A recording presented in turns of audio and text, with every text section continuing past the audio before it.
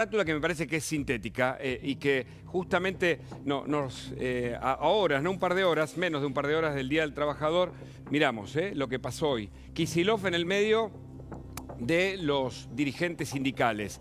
Y la pregunta es obvia, ¿son trabajadores?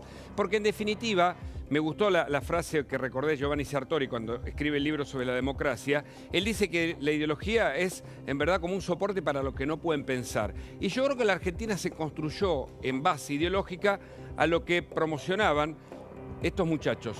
Que dicen ser trabajadores pero que en realidad no lo son. No lo son porque yo creo que forman parte de un sistema burocrático, claro, el gobierno lo llamó casta, pero que en todo caso la gente ya se dio cuenta.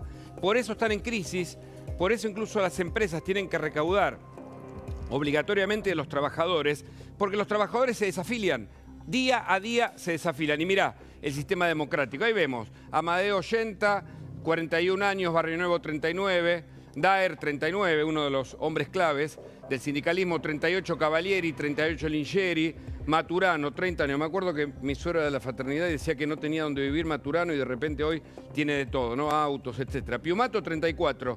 Rodríguez, Andrés Rodríguez, 34, digo a cargo del sindicato, ¿no? Martínez, 34 y 37 Hugo Moyano. Toda gente que evidentemente forman parte, será casta, como quiera llamarlo. El problema no es el nombre, el problema es la práctica de ellos, porque en definitiva, si los resultados que ofrecen son habernos llevado a más del 50% de pobres en la Argentina, habernos llevado a salarios por debajo de la línea de pobreza y habernos llevado a una degradación de la cultura del trabajo, porque resulta que hasta el mérito se cuestionó. ¿Te acordás, no? Lo de Alberto, la pandemia, el encierro. Bueno, no hace falta decir que la cultura laboral se perdió, porque era la cultura del amiguismo, del clientelismo, parecido a lo que pasó con los dirigentes de la pobreza, ¿te acordás, no? Que en verdad se llenaban la boca de pobres, pero resulta que van a juicio Belibón y otros por extorsionar a los pobres. ¿Será el mismo caso? La gente se va dando cuenta, se emancipa, está más informada. Es importante que los científicos sociales hagan su trabajo, como los de distintas universidades. El trabajo que hace la Universidad de Itela es muy importante a nivel político, porque la gente ya se avivó. Y esta gente tiene picado el boleto y por eso casi no mueve a nadie. Y cuando tiene que mover a alguien, le tiene que poner un uniforme y le tiene que exigir que vayan, porque si no les descuenta no sé qué cosa o qué sanción les dan para que obviamente cumplan con el deber. Me parece que lo que hoy dice Daer, y lo vamos a escuchar breve para sentarme en la mesa, y lo que dice Moyano representa parte de este desgaste. Escuchá, a ver. Paritarias, Daer, ¿están reclamando que no haya techo en las paritarias? Por supuesto, no puede haber libertad de precios y paritarias pisadas. Digamos, es una ecuación que no cierra absolutamente nada. No se está negociando nada con el gobierno porque no hay ni siquiera diálogo. ¿Y cuál era el diálogo? Me acuerdo, ¿no? ¿Cómo era el magnífico? No, el inmenso Hugo Moyano, cuando inauguró Alberto Fernández el Sanatorio Antártica, ¿te acordás, no? Antártida era, bueno, el nombre yo te lo digo y lo corrijo, pero Moyano padre, que tiene un montón de causas, que zafó en la Asociación Ilícita Independiente, pero que tiene causas por lavado de dinero en distintos juzgados, todavía no se resuelve su situación. Y claro, es que el gobierno no se sienta con algunos dirigentes sindicales que están esperando un beneplácito, algún dinero, como pasó en otros gobiernos, a los que por supuesto no le hicieron paro. Como si fuera una suerte de coacción, un beneficio, yo te doy tanto y vos no parás o no te movilizás. Así lo decía Hugo Moyano, mirá. Aunque hagan lo imposible para reducirla. A nosotros nos han parado más de 100 micros que no pudieron entrar a la ciudad de Buenos Aires. Pero sin embargo hemos juntado una cantidad importante de gente como el resto de los gremios. O sea, por más que quieran presionarnos o evitar que la gente se junte, igual juntamos gente. Y eso es una demostración clara de que si no cambia la situación se va a agravar esto. Bueno, esta es la idea, ¿no? Siempre la amenaza, ya sabemos lo que vimos hace un rato, cómo funciona la CGT cuando hay gobiernos que no son peronistas o que no terminan arreglando, acordando. Y de algún modo esto lo dice el propio Cafiero, que señala que hay una división porque Cristina Fernández perdió poder y ahora todos se reúnen en esta foto, mirá, con Kicillof. Es el heredero. ¿Representa a los trabajadores Kicillof? ¿Cómo está la provincia de Buenos Aires? ¿Ganan mejor o tienen que ir a lugares puestos por el gobierno de turno para seguir ampliando esa plantilla de empleados del gobierno de la provincia de Buenos Aires? Parece ser el único método que conocen, pero Santiago Cafiero admite que Cristina Fernández no le puede ganar a Milei. Tal vez en eso resida el éxito de la administración actual, que con aciertos y con errores, por cierto, y vamos a conversar en la mesa sobre eso, sigue ganando la pulseada. Lo admite Cafiero de este modo, mirá. Algunos piensan que es Cristina la que le puede ganar a Milei. Yo pienso que Cristina no le puede ganar a Milei. Cristina no le podía sería ganar. Axel Kicillof? Cristina no le podía ganar a Macri en el 2019. Sí. Cristina no le puede ganar a Milei. No, perfecto. Yo pienso eso. Ahí estamos, y una mesa de lujo. Miren a ver si tenemos un plano general. Qué mesaza, Esto uno se lo da, estos lujos se lo da en vida, por supuesto. Ahí está Paz Rodríguez Nil, Hugo Alconadamón, por supuesto Florencia Donovan con toda la economía, Marcelo Elizondo, Fernando Iglesias, Diego Velar. Vamos a comenzar con una expresión del presidente, porque hay mucho para hablar sobre lo que dijo el presidente. Mirá. Por lo tanto, todos los que hicieron acuerdos con el fondo sin esa restricción y que se quejaron del modo de la masterclass que le metimos a la política y que les duele porque todos esperaban que no lo pudiéramos pasar por el fondo, por el Congreso, empezaron a llorar como siempre los ñoños republicanos. Que dicho sea de paso, la verdad, digamos, no me importan sus sentimientos. Yo juego dentro de la ley, soy bilardista. Y dentro de la cancha vale todo. Todo lo que permite el reglamento. ¿Estaba permitido en el reglamento? Sí. Bueno, que la vayan a buscar, la tienen adentro.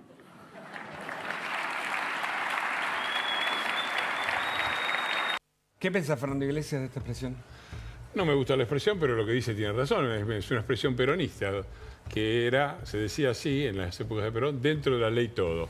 Fuera de la ley nada, pero todo el mundo centralizaba en fuera de la ley nada. Pero yo creo que lo importante es dentro de la ley todo.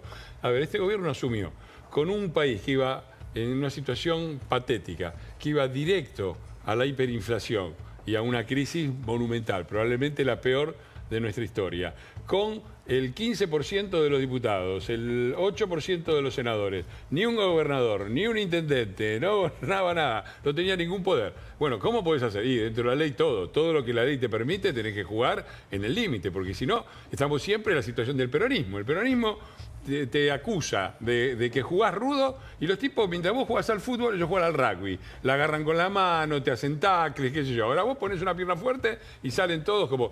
Yo estuve ayer en la cámara, era patético. Es decir, el peronismo... Hubo 956 interpelaciones a ministros durante la época del kirchnerismo. Y cuando viene por primera vez en la historia un jefe de gabinete a dar explicaciones, interpelado, no mezclemos, interpelado a la Cámara, primera vez que viene un jefe de gabinete. Primera vez que uno con calidad de ministro viene a la Cámara después de 30 años. El anterior había sido Cavallo en el 96, que había sido interpelado. Y se quejaban los muchachos que desoyeron 956 interpelaciones y durante los 16 años de manejo absoluto del país y de la Cámara no habían llamado a alguno. Bueno, tiene razón Milei en la idea, no en la expresión, que está mal. Pero forma parte también de su estilo, ¿no? Porque ahí hay también bastante tela para cortar. Nos quejamos ya siempre... nos metemos, porque mucho se discute si la hegemonía anti-K ahora es del gobierno o qué pasa con el PRO, que no logra una alianza, pero ya volvemos ahí porque Diego Velar tiene una opinión. Pero Florencia, ¿qué decís? Bueno, yo creo que el gobierno en algunos puntos muestra un pragmatismo que supera todo su relato, ¿no? De hecho, lo estamos viendo por estas horas en lo que es el manejo de la inflación. Claramente, bajar la inflación, como está sucediendo o como sucedió en todos los procesos desinflacionarios en el mundo, va a llevar mucho más tiempo del que el gobierno dijo que iba a llevar. Tuvimos una inflación muy alta, o tal vez más alta de lo que uno hubiera esperado en los últimos meses, y hoy nos despertamos con el ministro Caputo con un tuit diciéndole o advirtiéndole a una automotriz, en este caso era Stellantis, que no subiera los precios porque de otra forma ellos iban a tomar medidas. Y no solo eso... Ahí está el posteo al que vos te referís. Mirá. Ahí está el posteo. Este tuit de Caputo fue retuiteado por todo el equipo económico que advertían que iban a abrir las importaciones, lo cual no estaría mal, pero claramente los modos en redes del gobierno son similares a los modos que hubiera tenido cualquier gobierno no liberal, no necesariamente en redes, en el 1 a 1, ¿no? Aunque, y después, por otro lado, a la tarde celebró que en contrapartida la automotriz Ford anunciara, otra automotriz, que no iba a subir precios. Esta misma lógica la aplicó la semana pasada con las compañías de alimentos y también con las prepagas. Con lo cual hay mucha heterodoxia en este gobierno, pese a que el relato es muy duro y muy liberal. Hay mucha heterodoxia también en el uso de los instrumentos, ¿no? También, por ejemplo, para el próximo mes, para pisar la inflación, han decidido suspender la aplicación del impuesto a los combustibles y además morigerar las subas de las tarifas de los servicios públicos. Todo en pos, obviamente, de un objetivo que es el electoral. Correcto. Y que también muestra este pragmatismo que pese a todo, pese a la necesidad de liberar la economía, van a ir paso a paso, ¿no? Vamos a escuchar a Milei en otra frase y seguimos ampliando la mesa. Muchas opiniones interesantes para esta noche. A ver. Esa mejora de la actividad, mejora del empleo, mejora de los salarios reales, hizo que la pobreza medida en la frecuencia mensual, que también está en los trabajos de González Rosada, las metodologías son todas similares, cambian solamente en la frecuencia temporal que se miden, y ese número que cuando sinceramos la economía saltó al 57%, hoy está en el 35%. Quiere decir que la pobreza cayó 22 puntos porcentuales. Es decir, que los liberales desalmados que no quieren a la gente sacaron de la pobreza a 10 millones de seres humanos, algo que nunca había pasado en la historia argentina con tanta fuerza en tan poco tiempo.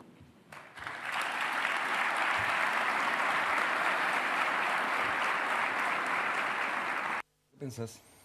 Que el gobierno está empezando a utilizar los argumentos de los resultados y eso le está dando la razón. Efectivamente, la pobreza de más de 50 bajó a 36, 37, 38. En el primer trimestre de este año la economía ha crecido 4,5%. La inflación va a volver a la baja después de ese mes complicado que fue marzo, abril. Y me parece que con los argumentos a favor todo es más fácil. Yo creo, por otro lado, que el gobierno está utilizando dos herramientas. La herramienta del plan, del programa. Efectivamente, vos tenés superávit de presupuesto, política monetaria muy contractiva. El acuerdo con el fondo te ha permitido salir del cepo, desregulación. Pero por otro lado, el pragmatismo. Porque todos los programas desinflacionarios acuden a algún instrumento que no es muy ortodoxo. Correcto. O alguna fijación de precios para generar expectativas, o alguna conversación con los formadores de precios, porque hay que cambiar cultura, no solamente hay que cambiar normas. Yo creo que el gobierno hoy tiene la ventaja de los argumentos de su lado. La pobreza baja, el salario se recupera, la economía rebota, y eso me parece un elemento contundente, y el presidente es un gran comunicador y eso lo está utilizando a favor. Diego Aguilar, ¿qué pensás? En el escenario internacional de la Argentina, además, a nivel económico, y Flor Donovan seguro tiene datos también. Sí, yo creo que el gobierno ha tenido aciertos indudables, reconocidos en el mundo y en la Argentina, pese a los modos. Sí. Yo creo que no es necesario la grosería, o sea, pese a la grosería, a las agresiones, los resultados, yo no tengo la menor duda que son buenos. Queda así el agradecimiento a de dónde sale el apoyo para que estas medidas puedan tomarse. Entonces, cuando uno ve que el PRO in totum le ha aprobado vetos, un dato que es muy duro para un bloque legislativo. Yo he sido diputado nacional, aprobar vetos del Ejecutivo es muy duro siendo legislador. Lo hemos hecho, lo ha hecho el bloque de PRO. Lo han hecho la mayoría de los legisladores radicales, muchos de la coalición cívica, los gobernadores han apoyado. El acuerdo de mayo, aunque se haya firmado en julio, y que parece que nos olvidáramos, 18 gobernadores votaron poner un límite. Hoy no discutimos la dimensión del Estado. Plantear un techo en 25 puntos del Producto Bruto, que es un gran consenso, nos parece que lo hubiéramos olvidado. O sea, este gobierno, gracias a la decisión del presidente, indudablemente, pero a que de hecho hay una gran coalición que el presidente no reconoce, al contrario, agrede enormemente. Entonces yo creo que las formas no importan, yo no estoy de acuerdo. Yo creo que el presidente es bueno en lo que ha hecho, pese a la grosería, pero realmente sobra la grosería. Sos un ñoño republicano para el presidente. Sí, soy un ñoño republicano y a mucha honra, por supuesto. Sí. No, claro que sí. Todos podemos. A ver, si vos me preguntaste si me parecía bien la declaración del presidente, se la tenés adentro. No, me parece fea, horrible, a mí me cae mal, me gustaría que... Se lo he dicho también personalmente a Javier, lo puedo decir acá y se lo he dicho personalmente. ¿Puedo decir algo más? nos hemos pasado, no solamente el PRO, sino los radicales y todos nuestros partidos, mayoritariamente de clase media, tratando de llegar al electorado de clase media baja, digamos a la matanza. Y es mentira que no se hizo el esfuerzo. Yo me acuerdo, pues, la coalición cívica puso a Toti Flores, Lalo Creus, hicimos de todo para ir a la matanza. Nunca sacamos un voto en la matanza. ¿Quién sacó los votos en la matanza? ¿Quién sacó los votos en la provincia del feudo, en las provincias feudales? Lo sacó Milei. Y lo sacó porque hay una relación entre ese voto de clase media baja y un lenguaje que es un lenguaje de este tipo. Correcto. Entonces, yo no digo que una cosa justifica a la otra. Digo, no me parece, a mí lo que me parece que es grave y que hay que estar atentos y limitar, si sucede, y hasta ahora no ha sucedido, cualquier ataque a las instituciones. Es decir, si a un periodista le mandan la FIP, si a uno lo hacen echar de... Si pasa algo que realmente... Ahora, el lenguaje, la verdad, a mí no me gusta. Yo no trato de no expresarme así. Entiendo el malestar de muchos cuando se expresan así. Pero, muchachos, la verdad es que yo me acordaba de una persona que yo respeto muchísimo y que he defendido hace poco diciendo que el ataque de Milei era injustificado porque creo que es una persona muy honesta, que es Jorge Fernández Díaz. Jorge Fernández Díaz hablaba de que se necesitaba un republicanismo popular. Un republicanismo popular tiene que incluir sí o sí a la clase media baja. El que llega ahí es Milei. Algo habrá entendido que nosotros no entendimos y tratemos de entender que eso es un detalle relativamente marginal con respecto a las cosas que, digo, venimos de un país que un fiscal denunciaba a la presidenta de la Nación, los 4 días estaba muerto, pacto con Irán, digo, sí, eso te mandaban la FIP. Alberto Fernández desde el inicio de Néstor Kirchner se la pasaba a la mañana llamando, todos ustedes son periodistas, lo saben, llamando a las redacciones y pidiendo que echaran periodistas. Bueno, eso no está pasando, no tiene que pasar, no creo que pase, no es la mentalidad del gobierno y la verdad, yo me disocio, ¿no? Yo no diría eso, me parece mal decir eso, pero la verdad... es muy difícil pensar que vamos a salir de 80 años de populismo reforzados en los últimos 20 años sin algo de populismo. Perdón, sos un ñoño republicano culposo. Culposo. Yo los títulos me han dicho cosas muchísimo Pablo peores. ¿querés contar novedades de lo que pasó hablando de estas cuestiones políticas? Sí. Una diferencia con lo que están diciendo, pues bueno, podemos explayarnos. Yo creo que no es solamente un tema de formas. Yo creo que cuando alguien es presidente y dice hay que odiar más, no están odiando suficientemente a los periodistas, está dando un mensaje que es más complicado, que solamente hablo así para que me entiendan en la matanza. Se llama apología del delito. Y nada, y me parece que lo mismo pasa cuando descalifican a la oposición y cuando ante cualquier crítica la respuesta es pero aquellos que nos cuestionan, si querés te paso la tienen adentro, pero también me parece mal. A ver, creo que estamos de acuerdo que nos parece mal. Sí, a mí me parece mal y me parece grave además, no me parece algo de formas, la verdad, y no me parece que para poder... Digo, no estoy de acuerdo con que para poder penetrar en la matanza sea necesario hablar diciendo... La próxima vez nos haces un plan de penetración en la matanza y vemos. Yo he no, estado ahí. Pero no hace falta que yo haga un plan para que yo pueda decirte que no me parece... Yo soy de la ciudad de Buenos Aires y he hecho sistemáticamente todas las últimas campañas en La Matanza, en Avellaneda, en Loma de Zamora, porque creo que el gran problema del país está ahí. El gran problema del país está en el conurbano, en la degradación del conurbano. Yo pasé mis primeros 30 años de vida en Avellaneda, me acuerdo cómo era Avellaneda y veo cómo es Avellaneda hoy.